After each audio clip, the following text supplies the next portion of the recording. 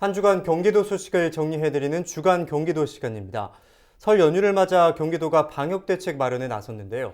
또 자치경찰제 시행을 앞두고 경기도형 자치경찰제의 밑그림이 그려졌습니다. 주간 경기도 김호 기자입니다.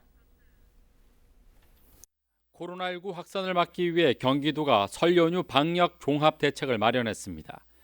도는 먼저 11일부터 14일까지 나흘간 설 연휴 종합 상황실을 운영해 각종 민원을 해결할 방침입니다. 또 코로나19 4차 유행에 대비해 중앙과 도, 보건환경연구원 등이 공동으로 24시간 상시 대응 체계를 구축합니다. 연휴 중 의심 환자 발생에 따른 신속한 검사를 위해 현재 운영 중인 일반 선별진료소 109곳 외에 임시 선별검사소 70곳을 추가로 운영합니다. 추가 확진자 발생에 대비해서는 감염병 전담 병원과 생활치료센터 7곳을 운영하고 밀접 접촉자는 자가격리자로 분류해 일일 증상 발현과 무단이탈 여부 등을 상시 모니터링할 예정입니다.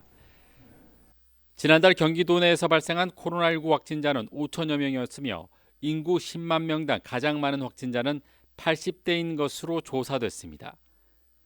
경기도가 발표한 1월 코로나19 발생 동향을 보면 확진자는 5,152명, 10만 명당 확진자 수는 149.5명으로 나타났습니다.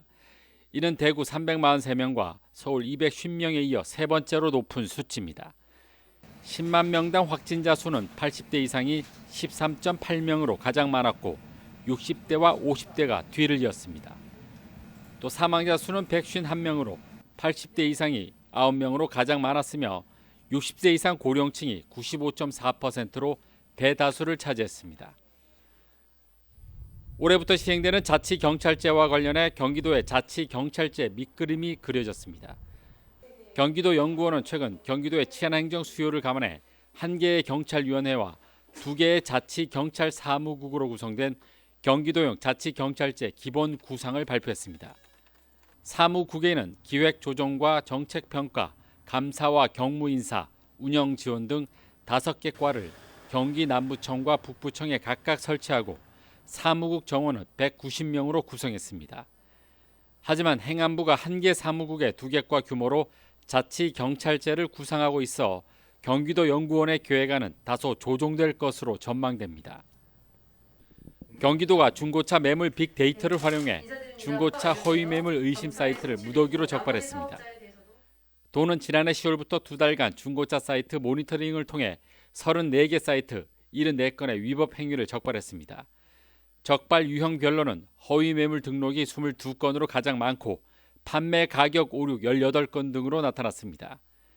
경기도는 적발된 사이트 가운데 허위 매물을 광고한 9개 사이트에 대해서는 형사 고발하기로 했습니다.